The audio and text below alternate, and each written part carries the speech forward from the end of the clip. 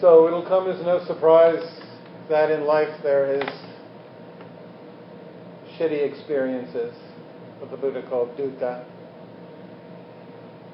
It's a good sounding word for the shitty experiences that can happen in life. Experiences can be external, of course, losing people, things we love, being separated from the people we love, being getting into conflict and feeling mistreated in specific or in situations. There can be frustrating events in life, from getting on your bike and finding the tires flat, or missing the subway, to having something stolen or fall apart. There's the traumatic experiences in life, accidents, violent experiences, to just the run-of-the-mill daily difficulties. And then not only are sometimes our difficult experiences external, but sometimes they're not real. We can have traumatic or really, really painful thoughts. We might find out that a friend threw a party and we weren't invited, and then the thought can arise of, nobody likes me. I don't ever get invited to the fun thing. Nobody wants me to be around. So we can really, of course, create miserable experiences as well. We can fall into despairing thoughts about our worth, our value, concerns about what will happen to us in the future, negative ideations about what we believe to be our true nature or whatever. And interestingly enough, whenever the mind has a really deeply negative experience, whether it's something that's actually happening out there or something that's just a product of a self-centered or self-conscious mind, the amygdala, during a very discouraging experience, will note all the stimuli that's around, not just the actual stimuli that has to do with the event that's causing us discomfort, but everything that's present. So, for example, suppose you're in a car accident. Your midbrain will not only record the sound of a car tires screeching, the sight of the headlights coming towards you, or the car spinning out of control, but you'll also remember what street the accident is on, the time of day, the music that's on that you might be listening to, the feeling of the body. You'll record everything that's present. And that's because the midbrain that records all the threats in life is not that smart, and it really can't tell what's an actual threat from what's just a stimuli that happens to be there. And so everything that happens during a difficult, dispiriting event is, at least parts of it, sensations are stored. And this is important because later on in life, when you encounter any of those sensations again, they can re-trigger the memory of the event. So you might be walking down the street and suddenly at the same place where the accident happened, or when you broke up with someone, that you might stumble into the same restaurant, or when you found out some bad news, somebody might have been wearing a certain kind of shirt, and then you might see that shirt again later in life. any stimuli that's present during a negative event, if you encounter it again, can reactivate the memory and have it flood up to awareness. And when it becomes present, then we become activated. We also even can start panic attacks that way. So, as we grow older, our minds accumulate with triggers. Things we've associated with negative events that, when we re-encounter them in life, can trigger feelings of being under threat, even though we're not under threat. For example, suppose you're going through a very, very dispiriting breakup with someone. You find out that they've been cheating or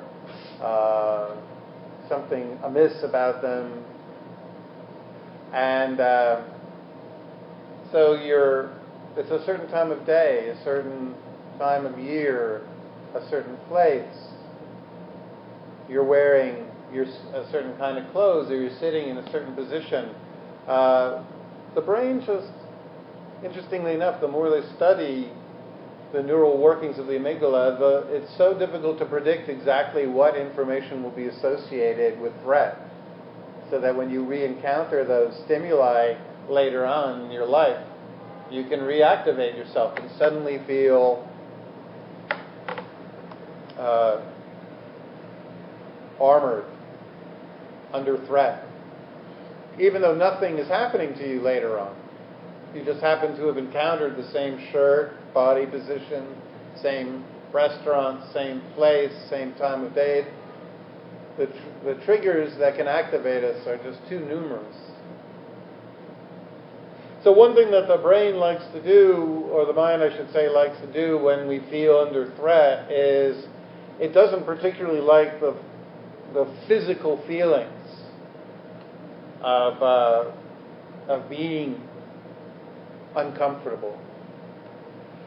The mind feels safer up attached to its thoughts. It feels optimistic and safer by doing what's known as dissociating, abandoning awareness of the body, awareness of what's going on around us, and just when we've re-triggered ourselves, going into the thought. What's happening? Something's wrong. I got to get out of here. This is bad. I don't like this. Whatever. And due to, unfortunately, negativity bias, each time that triggering, activating happens and we wind up back specifically focusing on the thoughts, we add more and more and more to the story. For instance, you break up with somebody and the first time it's just physically uncomfortable, it's sad, you feel a bit mistreated, but then the next time you remember him or her, then you start adding a little bit more. Well, that shows me I'll never date a Republican again. I'll never date somebody from Brooklyn, Manhattan. I'll never date. I heard one guy seriously told me, I'm never going to date a redhead again. Like, what, are you crazy? Like, that is the thing. Anyway, so we start adding, due to negativity bias, we start adding negative theories, stories.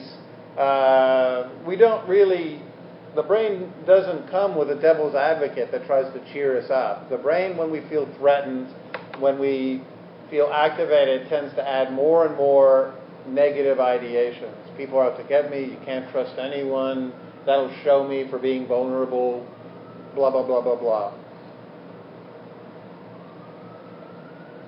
So here's where it's really important to note. Most memories are actually very poorly written in the brain. While the amygdala tries to write down various sensations, it doesn't actually have the ability to write down the actual events, the narratives, the things that happen in the specific order, and a lot of stuff gets lost. In fact, we tend to, instead of remembering a lot of actual visuals and dialogue and stuff like that, we tend to remember a little bit of a lot of different stuff, and then so we'll remember a little bit of the body, a little bit of how we were breathing, a little bit of what we saw, a little bit of some words that were said during a traumatic experience. Remember just little bits all across the spectrum of sensations. And then when the mind remembers, is re-triggered, it tends to recreate the entire event from scratch. It's not actually, nothing's hard written. And what's really, really interesting is Joseph Ledoux of NYU, the great neuroscientist, has discovered that each time we remember an event, we rewrite it and restore it afresh. Let me put it to you another way. Your memories don't exist hard encoded in any given area of the brain. Each time you remember, you literally lift or pull that information, and then while you think it, you then change the story and rewrite it. You are rewriting your past every time you remember your past. You do not have a past that's set, hard written in your brain. The only kind of thoughts that are fairly significantly stable are what's known as flashbulb memories. Flashbulb memories occur when you are about to die. You feel you're about to be killed, and you store so much hard information. The amygdala and the hippocampus are so turned on, they're grabbing everything, and they're literally writing it deeply, ingraining it, sometimes not only into the temporal lobe, but to other lobes, because it thinks, holy shit, I'm about to fucking get killed. I better remember this. They did research at NYU by a neuroscientist named Tali Shore, I believe it was. I don't remember her name. Tali Shore. And it was fMRI scans of people who were present during 9/11. Now, I watched 9/11, but I would not be a candidate for flashbulb memories because I wasn't actually right standing beneath the towers. I was watching from about a mile away. But the people who were closer to the towers and felt literally like their life were in danger, the more they were in peril, the closer they were to the actual event, the more regions of the brain they used to encode and create flashbulb memories. They didn't only use part of the amygdala, they used virtually all of the hippocampus, not just the temporal lobe, but other areas of the brain. Because their brain was saying at that time, you need to remember this stuff. But the rest of the memories, even though they're very, very disappointing events, breakups, the loss of somebody we love, seminal events from childhood, difficult experiences, they're only very weakly written.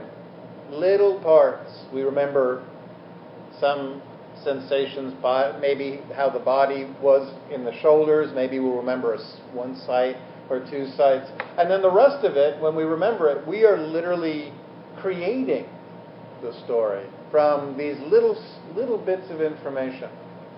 And so we're going to reach now pretty much the crux of what's important about all this stuff I've been telling you, which is that whatever you happen to be thinking or feeling when you remember something will be part of that story the next time you remember it.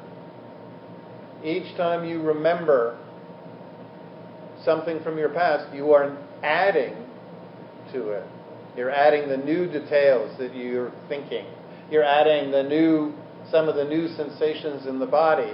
If you have an experience that the first time it happened was kind of, and then you remember it, and then the brain adds its habitual negativity bias, it can change a experience to a experience to experience. It's very interesting in seeing people who have kept secrets for a long time, how they can turn events that maybe create a little bit of discomfort, but each time they've thought of it, they've added a little bit more, until it becomes a story of their complete failure as a human being.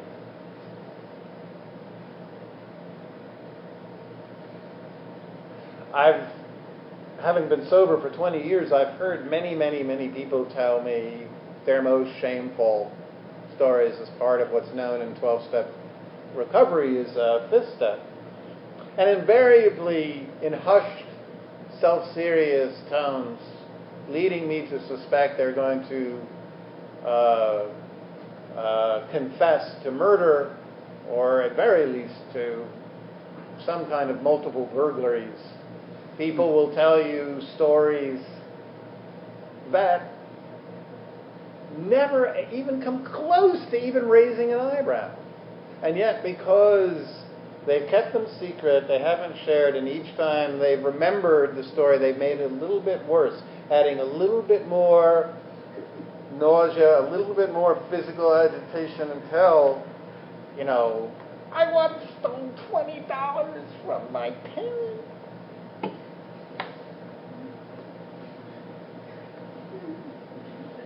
One guy confessed to getting a blowjob at a bar. It was his most horrible.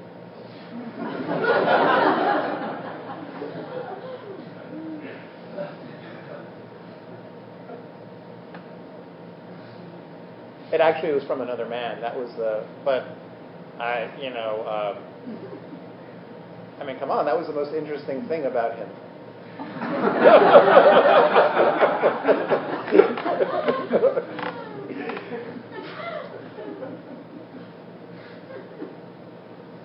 But because each time he thought about that event, he added more self-disgust, more self-loathing, until it became this story of his not deserving to live.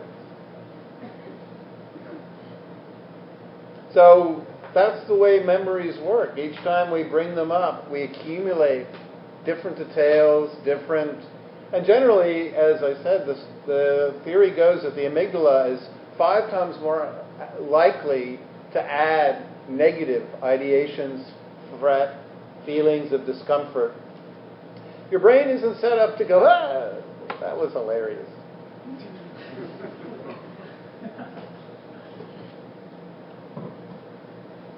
So this is really important, because it turns out then that while we can probably, the research shows that it's very, very difficult to remove entirely from your mind the images or some of the little bits of stuff that's encoded during a very, very painful event. What you can do is you can change entirely the way you relate to that memory. In other words, you can no longer, when memories of that you've encoded as horror or as signs of being there's something wrong with us, we can actually, if we go against the habitual tendency to add stress in the body, negative thoughts, more negative details, we can actually begin to neutralize the effect that negative experiences have on us. And this not only goes for experiences, but thoughts as well. For instance, for a long time, the thought, financial insecurity thoughts could really trigger me. Just stuff about being a Buddhist teacher. But then after a while, I did some of the practices I'm going to tell you about, and when these really triggering thoughts would arise, I could actually learn to hold the thoughts, but not to activate myself into a feeling of being under threat. And that's the key. None of this is about, eternal sunshine of the spotless mind. We're not trying to erase memories, but what we're actually trying to do is take advantage of the brain's ability to not give into its tendency to make experiences more and more and more traumatic and painful. And in fact, do the opposite.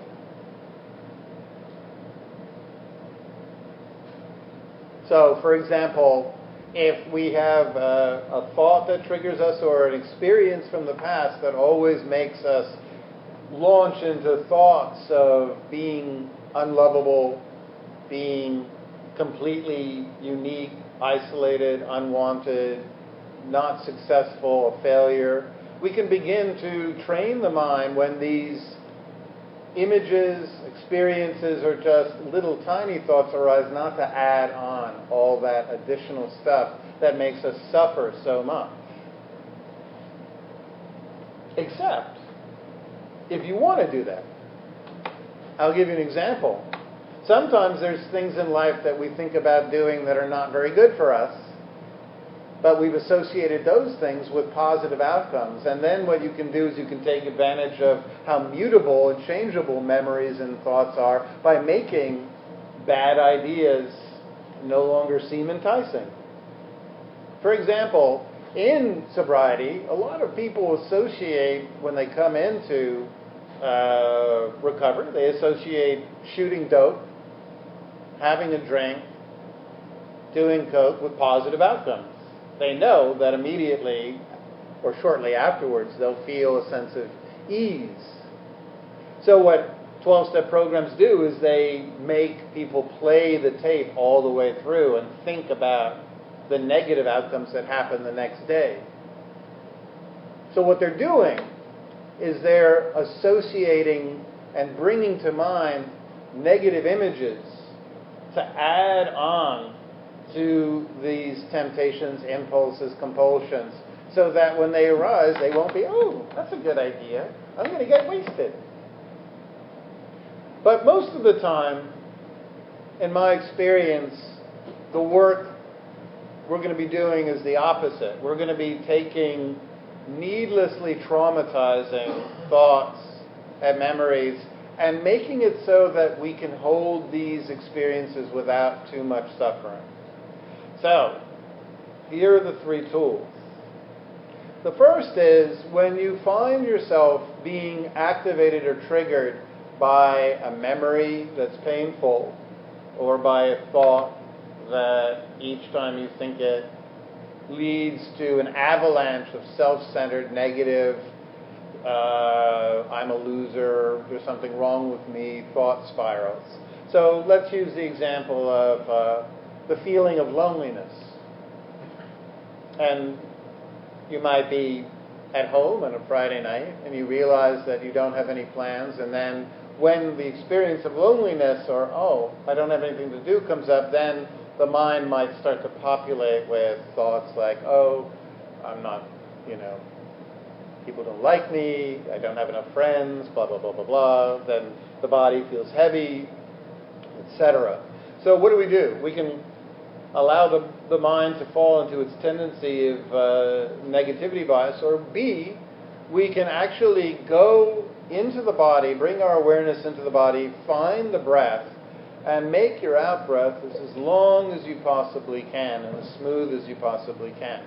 Now, why in the world would you want to do that? Well, I'll tell you. Each time you make your out-breath long, you're triggering the vagal vagus nerve, and you're telling your brain everything's okay, nothing's bad happening, I'm not under threat. That nerve actually has a direct line to some part of your brain called the insula, which actually then tells the midbrain, hey, I'm not under threat. I might be feeling a little lonely, but nothing really bad is happening. I can actually be with this without feeling it's the end of the world. So you're actually rerouting the process. You're subverting the mind's tendency to add more and more negative thoughts, negative beliefs on top of the original feeling of loneliness. You're not getting rid of the loneliness, but you're allowing yourself to be with it without turning it into something that makes you suffer. You get that?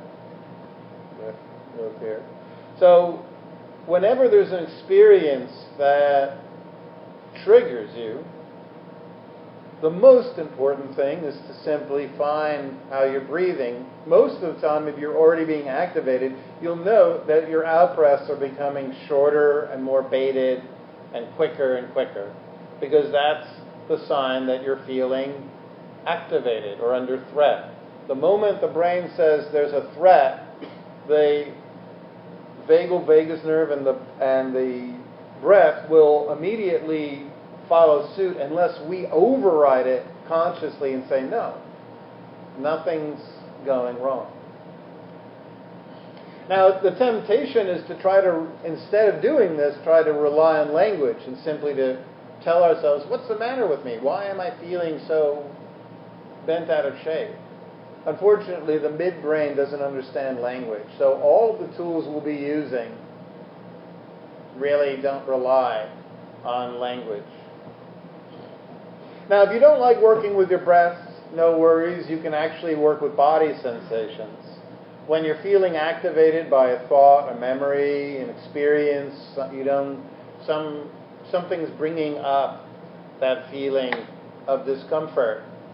Find the belly, the chest, the face, the shoulders, and notice we hold emotions always in the front of the body, in the torso, generally in the face. Notice what's tight and then relax it, soften.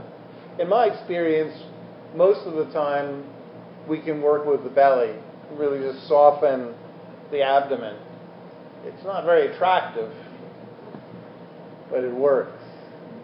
Again, if the body is comfortable, the breath is comfortable, the mind will follow. It doesn't have a choice. The insula, which works in conjunction with your midbrain, which keeps the fear going, is basically largely under the sway of the body. And the body says you're okay. It will inform the mind to stop the whole fear activation mechanism. Now, there's a second practice that I like. Bringing to mind a place that you feel safe, or a person with whom you feel protected, someone that you feel very close to.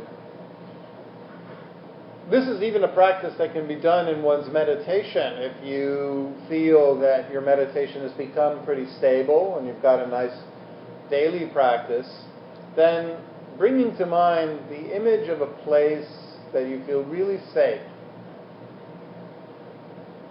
Maybe a hammock, or with friends, or a location that you know that you can relax. Hold that image in your mind. Feel the sense of ease in the body. And then when you feel ready, invite something that triggers you up into your mind. Bring it to mind. Visualize an experience that triggers you. It could be somebody that you're struggling with, somebody you're avoiding. It could be a situation. If you're worried about bills and you haven't opened them, visualize opening the bills. If you're worried about a conversation or a difficult conversation that might cause conflict that you're avoiding, bring to mind that person and that conversation. And then keep the trigger in mind with also the feeling of being safe, and alternating it with the feeling, the image of being safe. So back and forth, the trigger, the person with whom you feel safe, the trigger, the place you feel safe, keeping the body relaxed. What you're doing is you're taking advantage of the fact that memories and triggers are changeable. And the next time you remember that experience, it will be a little less frightening, a little less embarrassing, a little less shameful, a little less activating. This is not just me simply trying to sell you. If I was going to try to sell you, I'd probably charge you something. But actually, all this has been researched in very great detail by Ledoux and other neuroscientists, and they show over and over and over again that people can change even very, very traumatic experiences to memories that they can hold without going into panic, fear, or reactive spirals. Some experiences people at first want to go and hide, like feelings of sadness or memories of childhood. And eventually, in therapy, with someone they feel safe, they can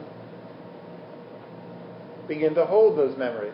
I have a friend, a mindfulness teacher, who works with soldiers who come back with extreme cases of PTSD. Generally people who have seen some of the most horrible experiences, or been through the most horrible experiences, seen some of the most graphic events that you could possibly imagine. And the work is not to try to get rid of the memories. The work is, in fact, to bring up the memories, but do so while being in a safe environment, being with, in a holding an image or holding a breath that allows you to be with the trigger. So none of this is about rewriting the path. It's always about just neutralizing the sway it has on us. To quote Ledoux, physiological responses to memories can be reconditioned even if the memories will remain. Once again, the physiological, the panic, the feeling of being under threat, the fear, the agitation can be completely reconditioned even while the memory will remain. It's not possible, he says, to remove memories, but it is possible to erase the conditioned fears that come with those memories. Daniel Wegner of Harvard argues that we should never try to get rid of a memory, just recondition what we associate with it. Even when thoughts can be suppressed, they don't go away. The attempt to avoid thoughts leads to greater preoccupation with those thoughts. The only way forward is to recondition. Again, so we're not running from our experiences. We're learning to be with it in a way that doesn't traumatize us. Now, of course, the third way to do this is with someone that you feel safe. A therapist, someone that you feel in relation to someone, talk about an experience. This is why therapy and all forms of relational work helps people remove the traumatic coding that they've added to memories. Because each time you bring it up, if you're in a therapist's office or working with someone with whom you feel safe, each time you bring up the trauma and talk about it, and you replace it back in the temporal lobe, each time it's less threatening. You can be a little bit more calm, a little bit more peaceful. You can hold it with a little less fear, agitation, a little less reactivity. And then eventually it just becomes our story, our past, as we recreate it again and again and again.